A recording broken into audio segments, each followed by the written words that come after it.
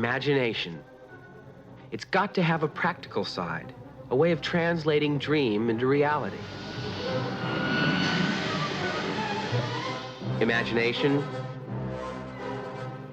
practicality.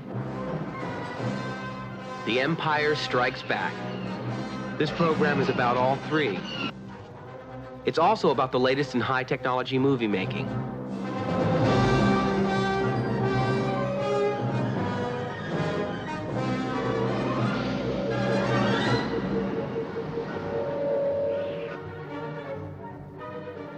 It's about painstaking craftsmanship.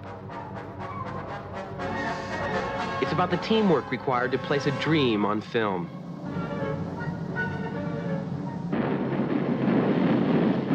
It's also about the fantasies that preceded and inspired The Empire Strikes Back.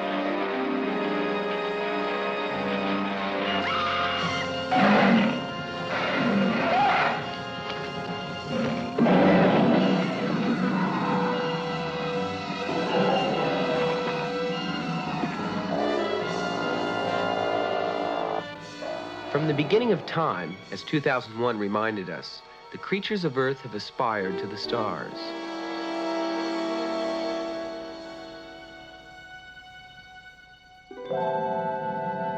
But close encounters with other worlds, those are a product of our time. Now it seems everyone, audiences and filmmakers of all ages, wants to journey to galaxies far, far away. Their passport is imagination. Their visa is special effects.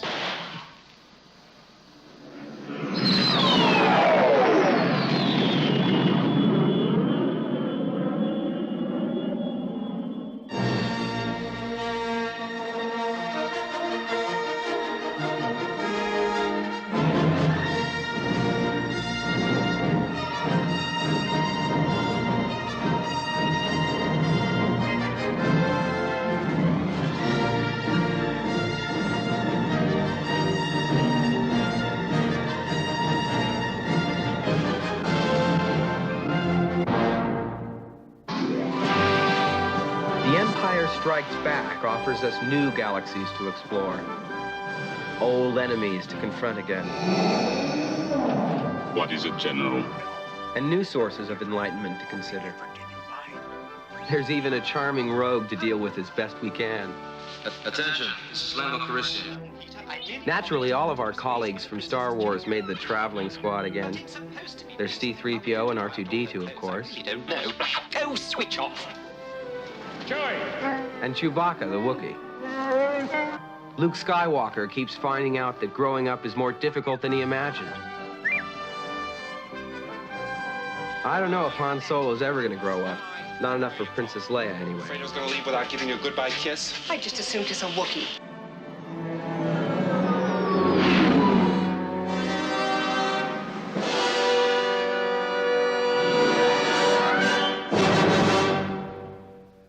When the lights come up in a movie theater, actors like Harrison and Carrie and I can only hope we found some bit of magic and passed it on intact to the audience. Something that will make people go on caring about and remembering our adventures on the screen. But for the actors, magic is only a metaphor. When we're working in a film like The Empire Strikes Back, we know we're co-starring with real magic. I'm talking about special effects. That blend of art and technology that enables rocket ships that have never been built to fly to planets that don't exist and encounter creatures that have never lived, except in someone's imagination. Now, it's that kind of magic we're going to explore in the next hour. The true magic of the movies. Sleight of hand that fools the eye, frees the mind, and at its very best, lifts the spirit. It begins, as everything in movies does, with an attempt to solve a very basic problem. How to color in a screen that's as white and cold and empty as the ice planet of Hoth. The best way to fill in those blank spaces is through fantasy. And the country of fantasy has always been the breeding ground for mythical beasts, some of whom are friendly and helpful, like this Tauntaun, who provided transportation for us on Hoth.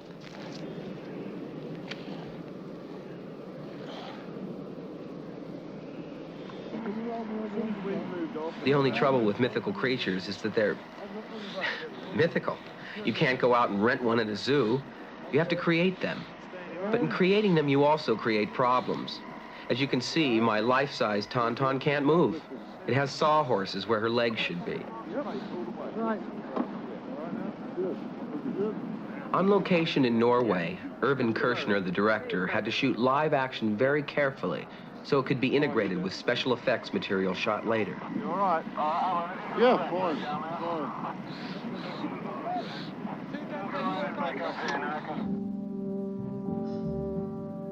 To make my Tauntaun move, a miniature of her with a model of me aboard had to be created. That was then photographed one frame at a time through a process known as stop-motion photography at our special effects studio near San Francisco. Okay.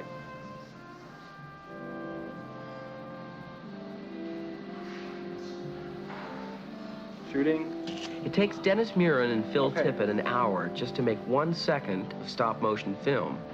The adjustments between frames of all the tiny moving parts are minuscule, but projected at the proper speed, 24 frames per second. These individual movements will flow seamlessly together.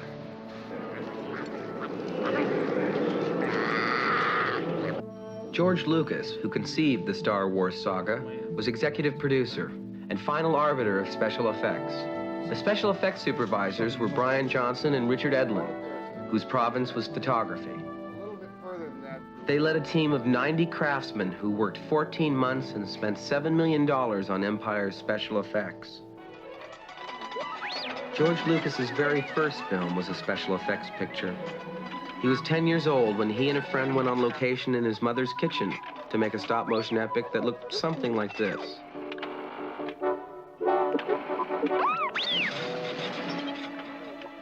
From film's beginnings, monsters have been animated by stop motion. The Brontosaurus rampaging through London in 1925's The Lost World was created by Willis O'Brien. Later, he made the original King Kong. The beast from 20,000 Fathoms wasn't much more than 20 inches tall in reality. He just looked bigger when another legendary effects master, Ray Harryhausen, combined him with live actors in this 1953 movie.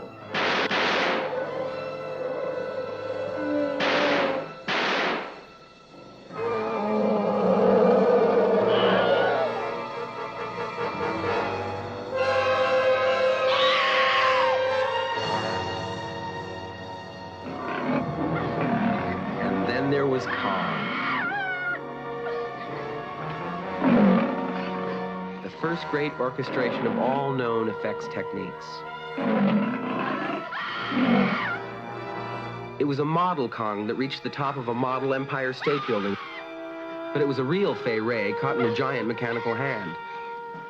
These are models. The planes are real. The close-ups of the pilots were shot on a stage. Here, both girl and ape are models. That's the real Fay Ray Kong just set down. Now we cut back to the pilots, which sets up a model plane's fatal confrontation with the model Kong. All these special effects techniques young people who seem to have an affinity for monsters can and do master, as 14-year-old Steve Rochefort of Walnut Creek, California did. Mostly, kids make their monsters out of a material they've known since kindergarten. Delicious.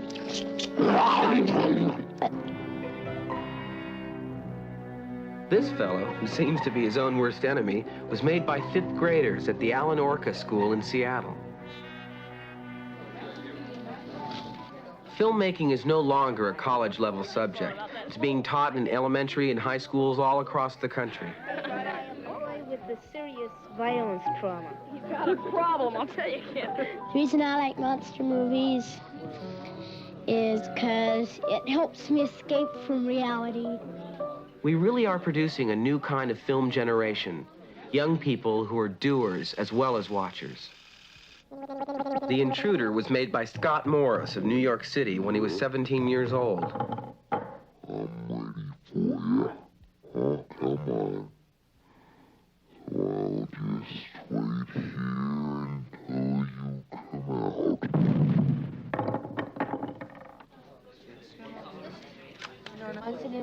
The kids' interest in and knowledgeability about highly technical aspects of movie making certainly contributes to the current popularity of pictures featuring special effects. A 14-year-old girl, Laurel Hughes, made Snake in the Lake.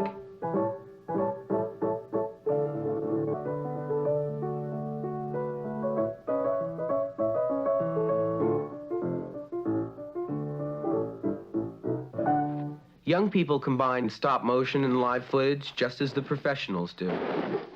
The monster's name is Grog. The film's name is Imagine. The filmmaker is Tom Davis of Edison, New Jersey.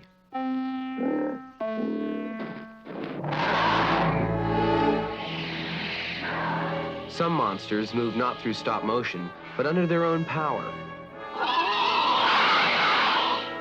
These are small reptiles shot in close-up, then composited with live actors. Makeup men worked on the little lizards so they looked more like their extinct cousins.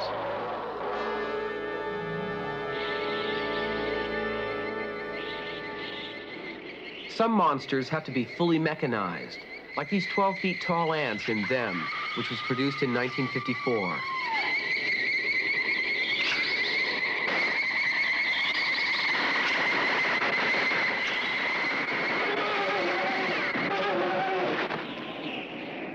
When they remade Kong in 1976, they built a full-scale ape. Like Fay Wray before her, Jessica Lange spent many uncomfortable weeks caught in Kong's mighty clutches. That huge arm, however, was not attached to the ape's body. It was mounted on a crane which supplied the power for lifting. The fingers were moved by a complicated hydraulic system.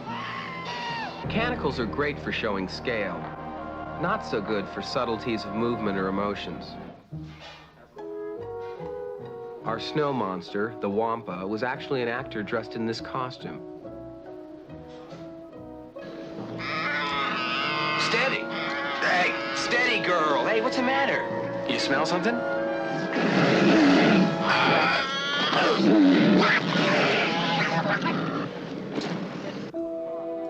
Action! This is a shot I wish they could have gotten one take.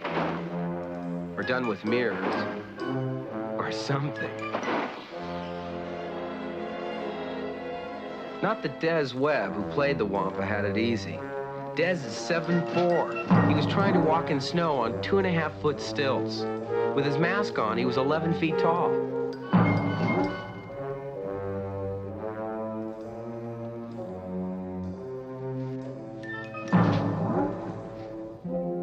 Most of the strange creatures that populate the Star Wars galaxies are created in Stuart Freeborn's workrooms in London.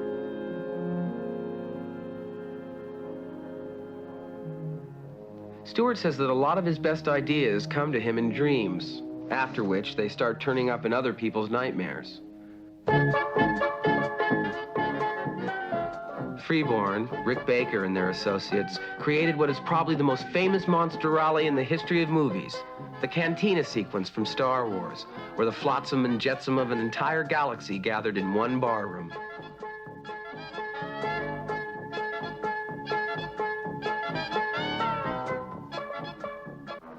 If you're an actor, it's comforting to know that when a range of emotions is required, there's no substitute for a man behind a mask. When you look ahead, also look around. The stuff's still flying in the air. It just disintegrated. Wham! Chewbacca the Wookiee is played by a gentle giant of a man named Peter Mayhew. Yes, think like a, well, not like a Wookiee almost, but there's such a lot of feeling that can go in and can be expressed that it's just a nice character to do. Despite his language barrier, Chewie communicates his feelings perfectly. Sir, all the patrols are in. Still no contact from Skywalker Solo. He can also register deeper feelings. R2 says the chances of survival are 725 to 1.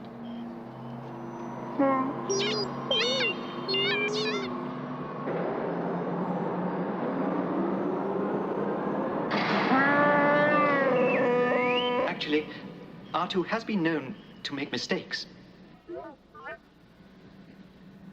Well, Your Worship, looks like you managed to keep me around for a little while longer. I had nothing to do with it. I think you just can't bear to let a gorgeous guy like me out of your sight. I don't know where you get your delusions, laser brain. Laugh it up, fuzzball. And he has a terrific sense of humor. Nice on long trips. For the climactic battle scene shot on location in Norway, we used a mountain rescue team as rebel soldiers. Started now. Yeah. The attackers are coming from over there, and you're shooting at them. There's explosions going on all around you. Okay? So go down the trench, and I'll come and give you something. Assistant Director Bill Wesley was not always certain he was getting through to his Norwegian troops. Make the bloody thing work, yeah? Bang! That sort of thing, okay? Good lad, it's you. This thing has got a bit of a kick to it, I would think. So, it's gone. You know, that type of thing, yeah? The Empire is coming from that direction, which are 40-foot giants. You can't see them if we map them on. Here we go, then. Action! Explosion 1. Blood 1, David. 2 if you can. 3. Explosion 3. 4. The trouble with acting in a movie like Empire is that half the time you can't see your enemies, or for that matter, your friends. Even though the actors have been shown artist sketches and production paintings, we don't know exactly what the scene will look like until after the effects people have done their job, a year or more after the actors have finished shooting. When everything is pulled together, and I see it projected in a theater for the first time, it can be pretty scary. A terrific performance can be meaningless if it can't be integrated with the effects, and likewise, the most spectacular effect in the world can be flattened if the actor's response to it is wrong. But when everything is properly orchestrated, it's like a miracle to me, even when I've been in on its creation.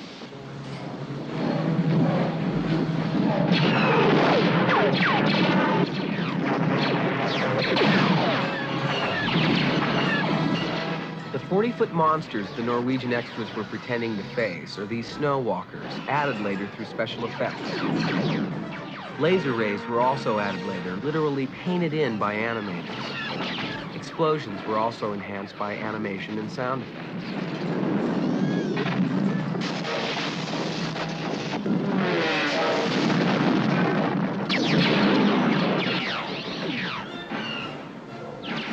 Some of those 40-foot snow walkers we were trying to imagine back in Norway were actually models which can be carried in the palm of your hand.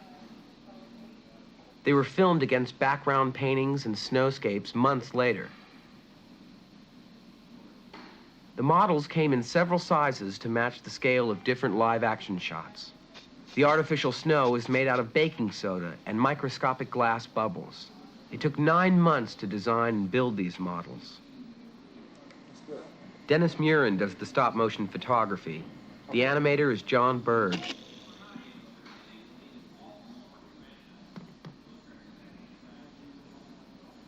Once again, each articulated part of the model must be moved, no more than a fraction of an inch between each single frame exposure in these stop-motion sequences. The animators shot motion studies of animals in order to perfect the movements of their models. The snow walkers followed in this elephant's footsteps.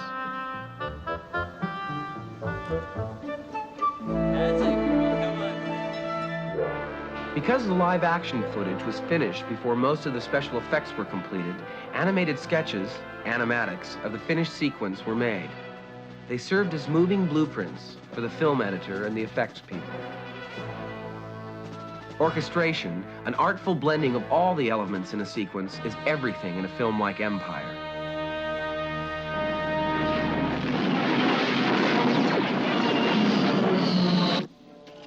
The pilot's point of view, as they attacked the snow walkers, was shot on a specially developed camera.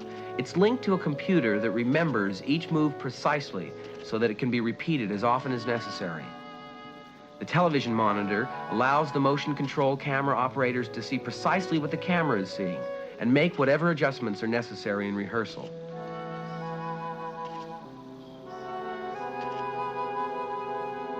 All right, I'm coming in.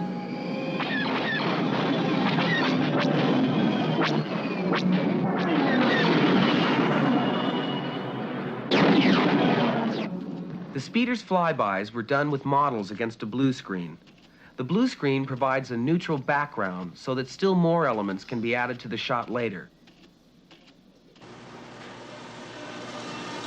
This speeder is one of the planes taking part in the snow battle. What the special effects people are doing under Richard Edlund's direction is arranging for it to be blown out of the sky. Okay, why don't we hit the blue screen? Okay, that's, hold. Okay, right there. Okay, back up to the next position. This model is specially constructed so that it can carry a small explosive charge and break apart when it's fired. All right, let her go. The explosion will be triggered electrically. Bang! Yeah, Right? that's it. Okay, should we load it? The explosive charge is a secret concoction formulated to explode spectacularly and burn colorfully. The shot will be made by a high-speed camera that will, in effect, extend the shot so that the small model will look like a full-scale plane under realistic attack. Set her down easy. The special effects team has worked 8 hours to create this shot. It will last just over 1 second on screen.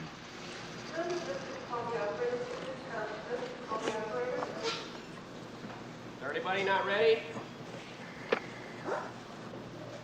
Everything's armed, ready to go. Okay. Light the smoke. Okay, let her go.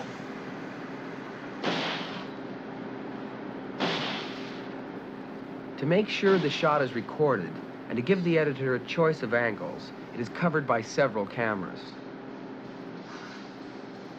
This is how the shot was worked into the final sequence. Sit for position 3. Steady. Stay tight and low. Ah! Enormously important in creating the full dramatic impact of a special effect is the sound. Sound designer Ben Burt. In a fantasy film, we have an imaginary world.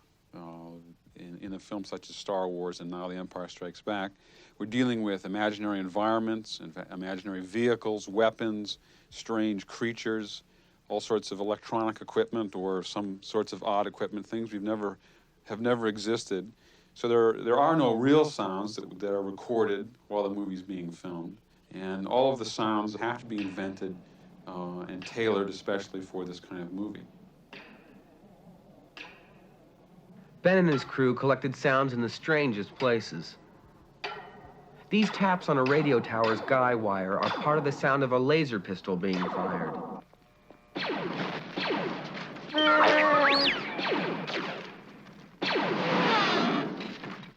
The shearing machine used to cut sheet metal is part of the sound of a snow walker's footstep. A parking meter contributes to the cocking of a laser pistol. Here, Ben Burt is enhancing the whoosh of a laser sword as it cuts through the air.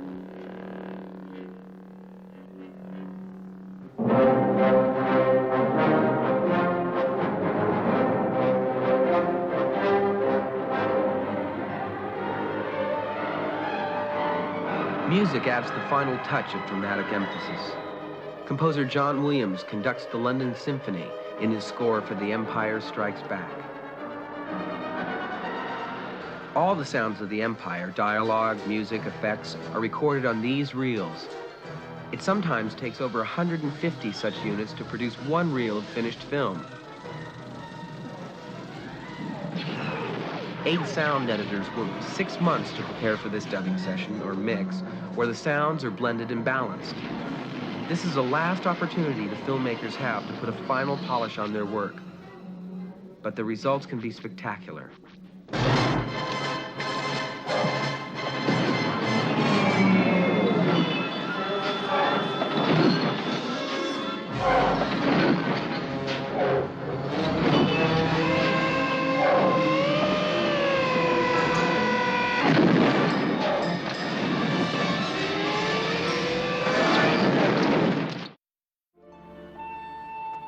The Thief of Baghdad, 1924.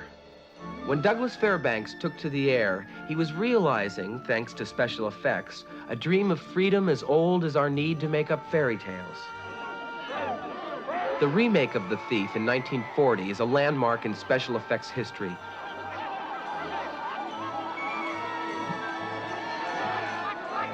Effects supervisor Lawrence Butler found all kinds of ways to get his characters airborne. That's Sabu hitching a ride with Rex Ingram playing the giant genie.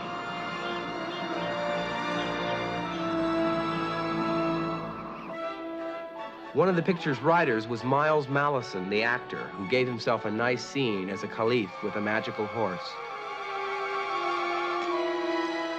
People have been imagining them since the beginning of time, but it's only here at the movies that you can actually see a flying carpet fly, or a Pegasus gallop through the sky, or an English nanny get full value out of her umbrella. As for flying machines, well, movies were actually a commonplace in our lives before they were. Even today, most people experience flight at the movies before they experience it in reality. And thanks to special effects, we could get safely to the moon and back long before we could get reliably from here to Akron by air. The art of special effects has always been ahead of the technology of flight, predicting the shape of things to come. The first to do so, with charming Gallic wit, was George Méliès in what was also the first great special effects film, Trip to the Moon, in 1902.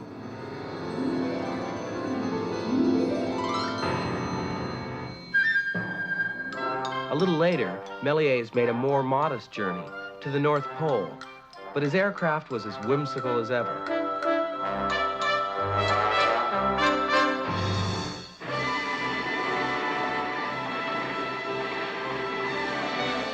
Intergalactic travel was a commonplace in the Flash Gordon serial of 1936.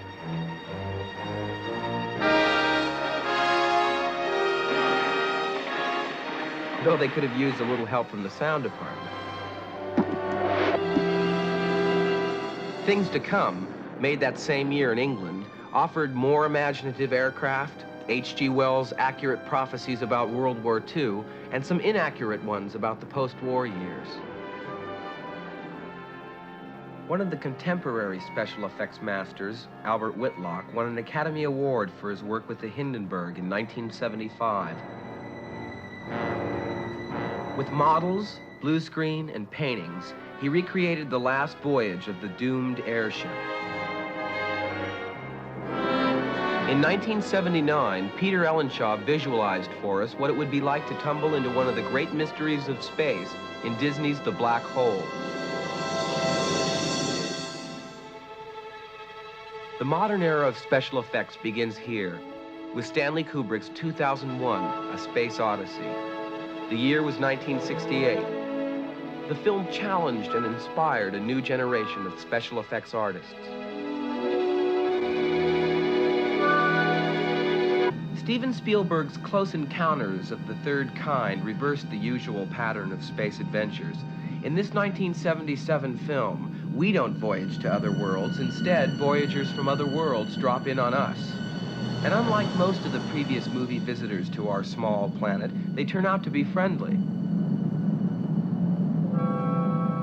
The effects in the conclusion were supervised by Douglas Trumbull.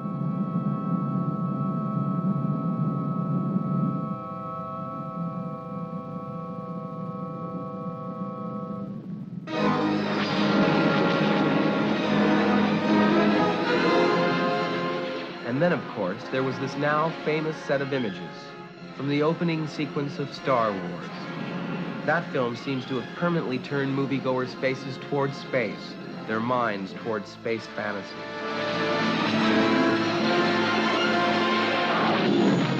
Star Wars introduced us to what may be the most memorable and temperamental flying machine in movie history, the Millennium Falcon. It comes in several models, all of them cranky. One Falcon can't fly at all. It's a set permanently based in London. It was fashioned by English shipbuilders.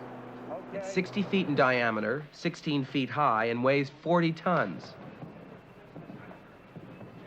To its owner, Han Solo, it's sort of like a hot rod, something to tinker with. Nothing but trouble. All right, that's it. Try it.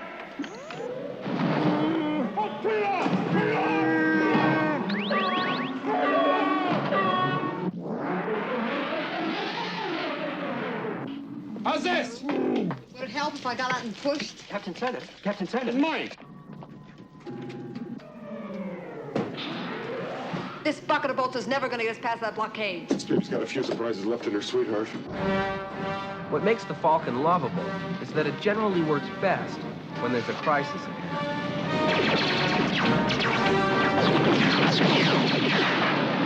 Punch it!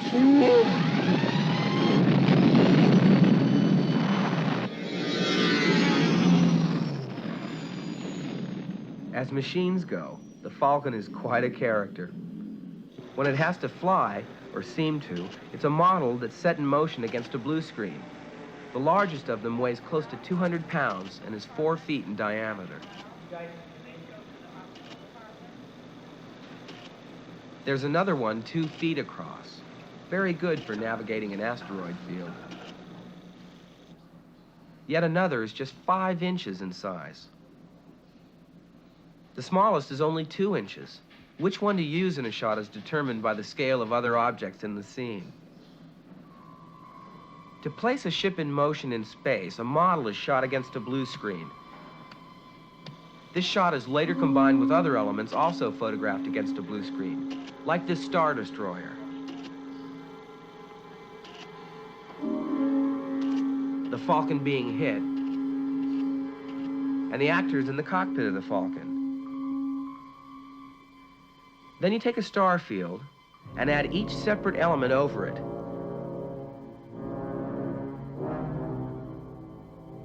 Some shots in Empire contain 38 elements.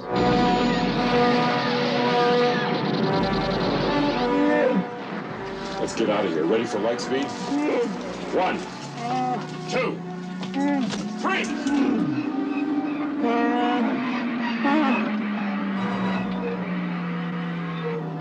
It's not fair. Transfer circuits aren't working. It's not my fault. No light speed. It's not my fault.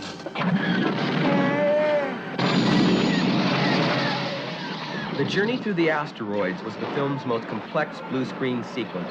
Sir, the possibility of successfully navigating an asteroid field is approximately 3,720 to 1. Never tell me the odds. The Falcon's cockpit was photographed against a blue screen. Each approaching asteroid also had to be shot separately against a blue screen and then combined. A blue screen's blue registers clear when printed on black and white film. From this film, 2 mats are created, one black on white, the other white on black.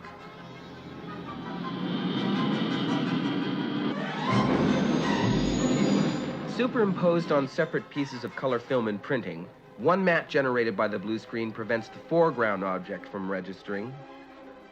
The other does the same for the background. All the different elements created through blue screen photography must be perfectly aligned when the final composite color print is made. When all that work is done, a background and a foreground shot many months or miles apart can be joined undetectably.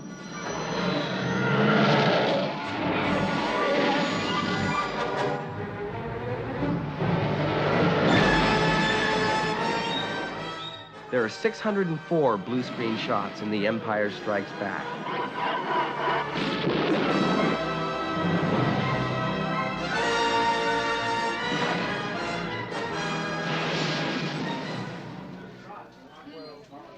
You don't have to have a blue screen in the basement to travel in space. There is one in the corner. These junior high school students at the Rincon School in West Covina near Los Angeles are using models and stop motion to create their space fantasy. Jeffrey and Randy Holmes of Portland, Oregon were 17 and 15 when they made Escape from Incubus using models. If you don't want to make models, paper cutouts will do. That's what 11-year-olds Mitchell de Severn-Jacquet and Kevin Moore used in Star Force 2. Sean Casey of Los Angeles was only 12 when he launched the mighty forces that do battle in Space War 300. His fleets of rocket ships were all cut out of paper.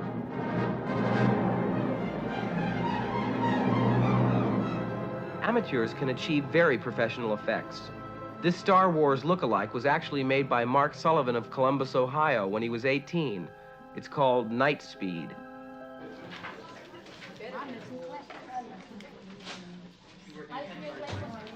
It's not fancy equipment that makes a special effects sequence memorable. The key factor is using what you've got imaginatively.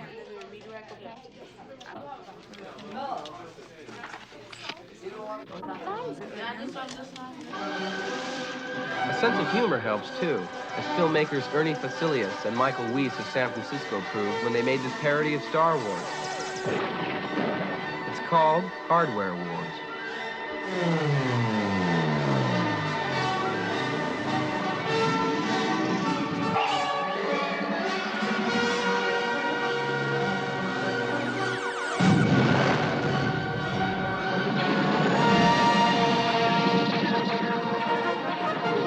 Han Solo's not the only one who has to go to a lot of trouble to make a rocket ship straighten up and fly right. But I must say, the results are well worth the effort.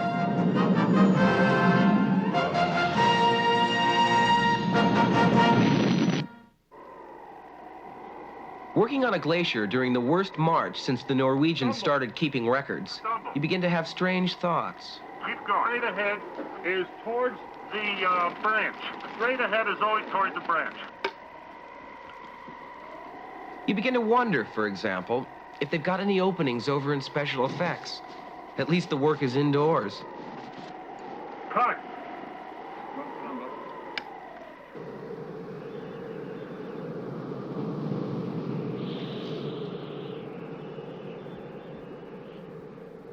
Luke? Luke?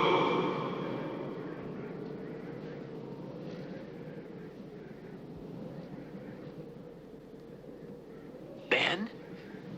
You will go to the Dagobah system. Dagobah system? There you will learn from Yoda, the Jedi Master who instructed me. Ben! Right about then, anywhere the temperature wasn't 30 degrees below zero sounded good to me. And I knew Dagobah was actually to be found on a nice, warm stage in London. Besides, anywhere you can learn more about the Force is fine with me. I suppose that more people ask me about that than anything else. And I don't like to be too specific when I answer. Everyone has his own ideas about it. And if none of them is exactly right, none of them is necessarily wrong. Ultimately, the Force is what you make of it.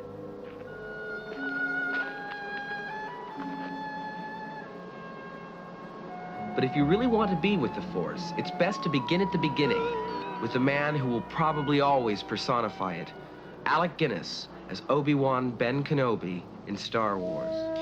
The Force is what gives the Jedi his power. It's an energy field created by all living things. It surrounds us and penetrates us. It binds the galaxy together. Getting to Dagobah was easy. It was just a few blue screens away.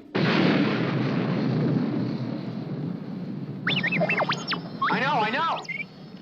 All the scopes are dead. I can't see a thing. Just hang on. I'm gonna start the landing cycle. Now, it wasn't the best landing Luke ever made. Actually, it was the effects people's doing. They mounted a high-speed camera on a cable and crashed it through the trees.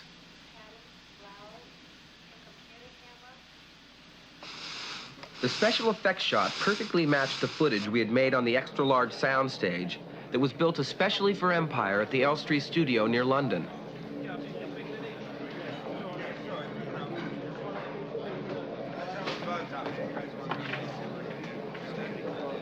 Of course, a place like Dagobah can be difficult, especially for a little droid who isn't always as smart as he thinks he is.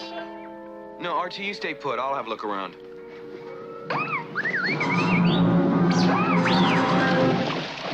R2? R2! Where are you? R2!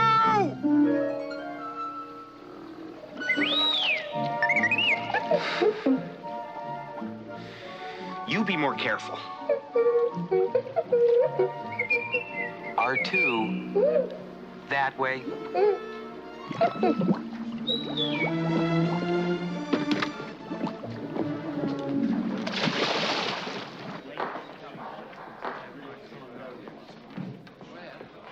There's a certain irony about the fact that that huge stage was a setting for the tiniest character in the film. That all those people were basically on hand to serve one little gnome of a fellow. But as usual, Yoda had something to say, even on that point. Size matters not. Look at me. Judge me by my size, do you? And where you should not. For my ally is the Force. And a powerful ally it is. For a recluse, Yoda has a surprising capacity to attract a crowd. That's partly a tribute to the force of his personality, partly a tribute to the force of his ideas about the Force, and partly a tribute to the powerful hold that the art of the puppeteer has on almost everyone.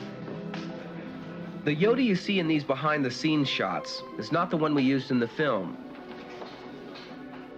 Just like a real actor, Yoda has a stand-in. Yoda was created by Stuart Freeborn.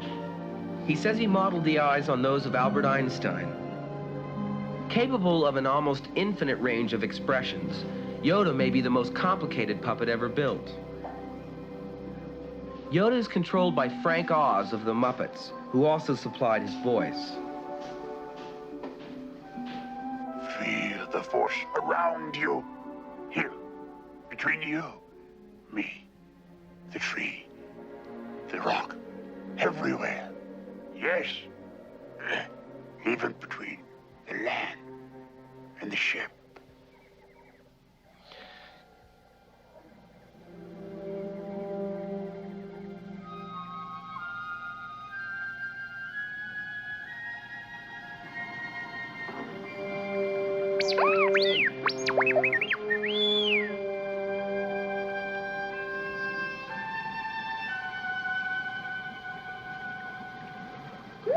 Movie makers aren't as adept with the Force as Yoda. When he seems to lift my X-Wing out of the swamp, we actually had to use a crane.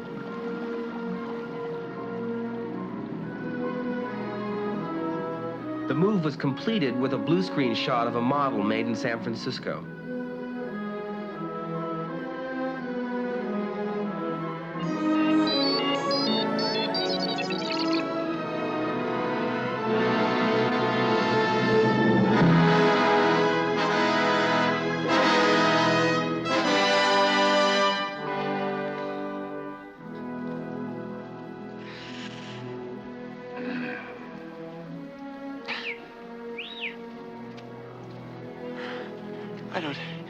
I don't believe it. That is why you fail. Right. Left. For the climactic scene, Luke's confrontation with the dark side of the Force, I had to study kendo and karate.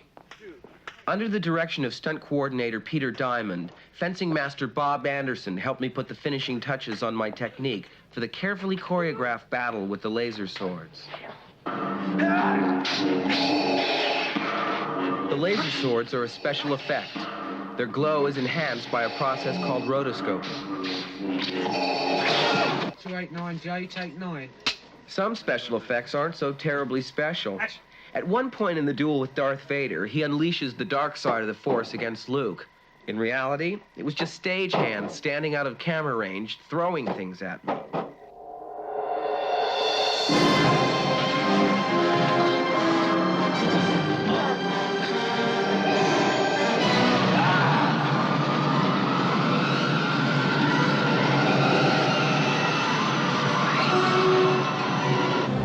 Insurance purposes, it was a stunt double, Colin Skeeping, who stood in for me when the dark side carried Luke out the window.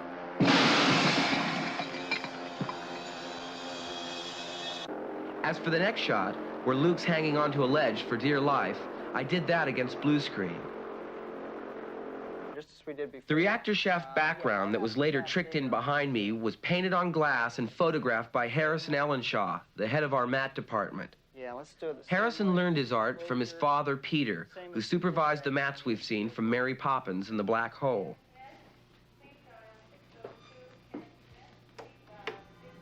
This is how the final composite looked.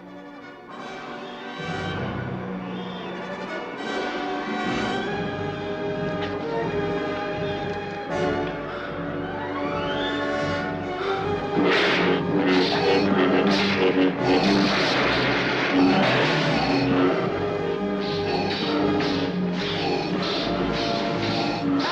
art of special effects is infinite, perhaps as infinite as the never-ending duel between good and evil.